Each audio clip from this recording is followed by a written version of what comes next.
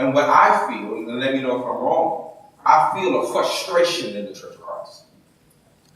A desire to do greater things. So the next question that I want to present is, how do you feel about the effectiveness of our lectureships and gospel meetings? How do you feel our lectureships and gospel meetings are allowing us, is it allowing us to do those great things, which I believe everybody in the church has a desire to do, but do you feel that they are effective? Anyone can speak to that? Well, I say yes, but then I say no. I say yes from the standpoint of it's good to have these lectureships where we're dealing with those first principles. By first principles, I mean one Lord, one faith, and one baptism.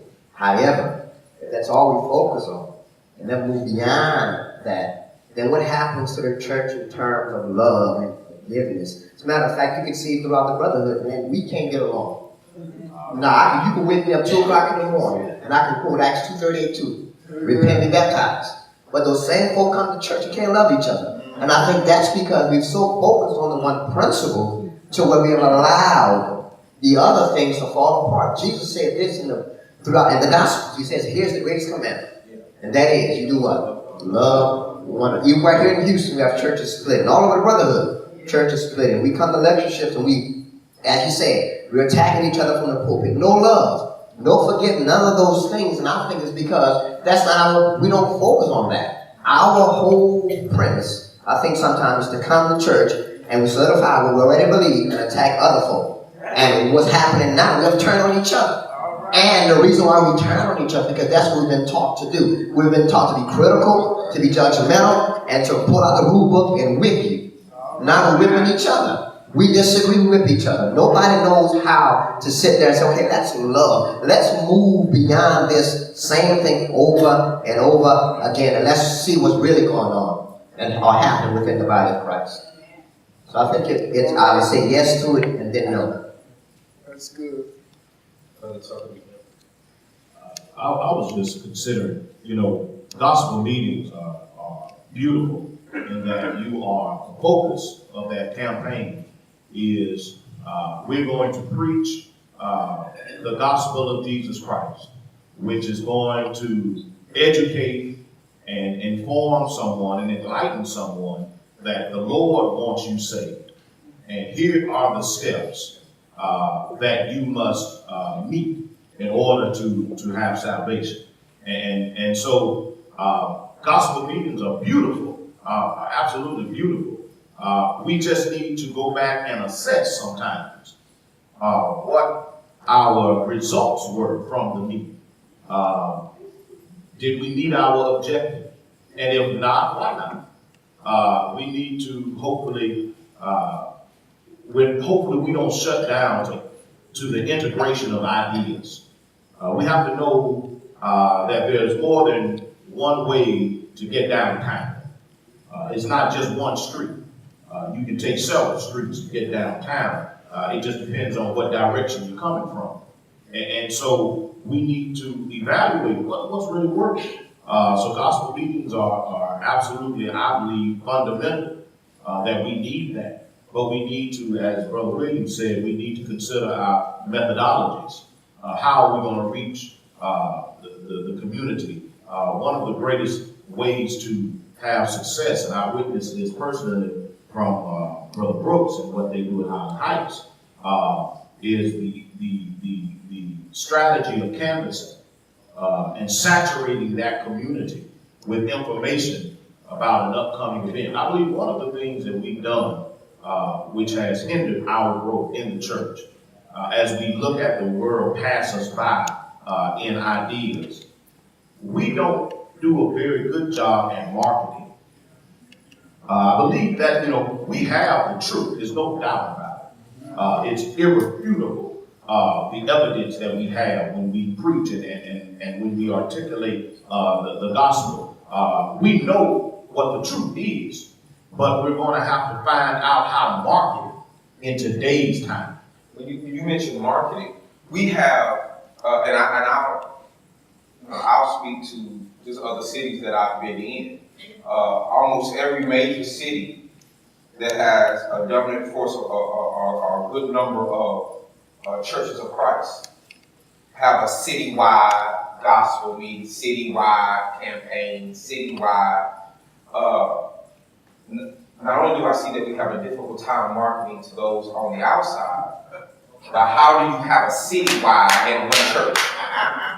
You know, how do you have a citywide gospel meeting or a citywide lectureship at a congregation, which shows the fragmentation of the church is that when we have a citywide, we can't even get the whole city in one church. Come on, man. Could someone speak to that? I don't want to talk too much. I think it goes back to this major concept. We all have our own way of things, what we consider to be right or wrong. I mean, I'm not talking about the 5 acts of worship. I think it's about in terms of, well, at Southside, they booming in the mic, right? So Southside has something I won't attend because I teach my people that's not right.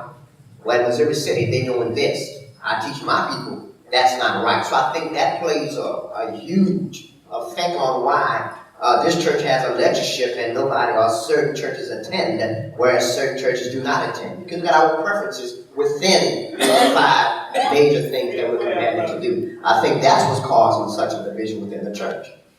I'm going to ask Brother Brooks if you can speak to it, but I'm going to ask Brother Yasko this question. Because we family, we're going to be open.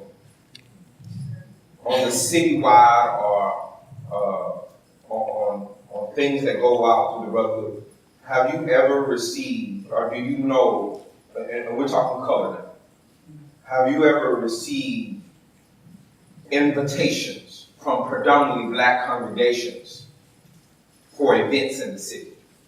Do you get normally invited, or do you know maybe other predominantly white congregations that are really not invited, or are they really invited when it comes to events in the city? Being honest, right? Right. Yeah, we get everything. Absolutely. Communication is excellent. We have better communication as far as that's concerned when it comes from the black churches to the white churches than we do from the white churches to the black churches. The white churches, we tend to put our thing on the calendar and not check the calendar for anything else, and do that. Just give you, for example, today. Today I had a breakfast for Hope for Haiti, and immediately after that went to a lunch for Sunset, and immediately after that came here. And 3 really good things that deserved a lot more attention from a lot of folks. But the Haiti folks didn't check with Christian Chronicle because you guys were in the Chronicle. This is in the Chronicle. The Haiti folks didn't do that. The Sunset folks didn't check with anybody, and that's how I can speak to that a little bit because we've got a Christian school. And one of the constant hassles is that we'll go do something and the school's using one of the rooms. And so we constantly have to communicate with each other that we're using this day, we're doing that day, we're doing this the other day, rather than just plan and say, if you build it, they will come. So I would say that would be one of the things that, in this case, maybe the autonomy of the Lord's church works against us because we don't have a central office that plans things and says you can't, no, these folks have already scheduled this and these folks have already scheduled this. So no, I would say that the black churches of Christ are much better at information than, at least the Westbury, than the predominantly white churches of Christ. We have no idea what First Colony or Sugar Grove or any of unless we listen to the radio, and then we hear occasionally some things going on. But whereas this was very well advertised. Yeah, I would like to first start talking about gospel meetings. I think they work. I heard some of them say gospel meetings doesn't work. That's, in my opinion, saying that the gospel doesn't work. I think that we all know the gospel has power. What do you say, man? And this is where I go back and give a lot of respect to the older ministers. And at times we used to have gospel meetings that would last 2 weeks and baptize many people. And now we've reduced it to 3 days, so 1 day. And we call it a gospel meeting, but there's really not a gospel message preached. It's a message that doesn't even include the gospel, unfortunately. And so then we call that a gospel meeting. I think that I would pray that we would move back to gospel meeting and teaching the first principle of what we believe and why, such as the Marshall Keebles did, and the church was flourishing and growing, and that's because the gospel was being preached and what we believe and why it was being preached as well. So I think we confuse revival sometimes with gospel meetings, and then we look at we don't look at the results of it as baptisms necessarily, and are we baptized?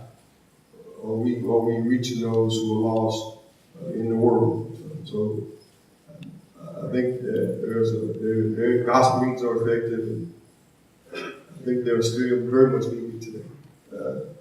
Regarding lectureships and citywide, I think they vary from city-wide lectureships to state or national kind of lectureship. I've seen agendas pushed.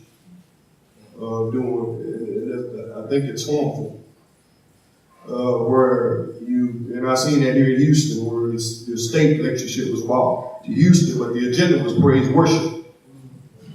And all the speakers on the agenda, they were in favor of a certain style of praise worship. There was no ability to combat or go preach the other side of the coin, if you will, for those of us who don't believe in all of the extremes that we're seeing in the brotherhood. But if we were going to be effectively communicating, then we would hear both sides and give the members the ability to determine, are we leading the church in the right direction? And I think that lectureships are harmful when you have a committee of men with that mindset. And we're going to push this agenda, and these are the men that are going to speak, and we're not going to allow those men who don't share our view, if you will, to be even heard in the prime time. And we'll put them on the 2 o'clock with 20 people. But those are the men who are making those decisions. So I'm concerned about lectureships. I'm going to ask, I'm going to tackle a question as you make your comment, Brother Amram. One of the indicators of something being effective, whether we admit it or not, is the numbers. How come we don't have 25,000 people? How come 50,000 didn't come when we had this event in a city, such as Houston, where you have millions of people, and we get excited for 350 who showed up? Are we not only in the numbers and effectiveness, but you could also speak? Are we changing lives? We have a lot of events, but are we changing lives? I think that's an excellent question, because when I see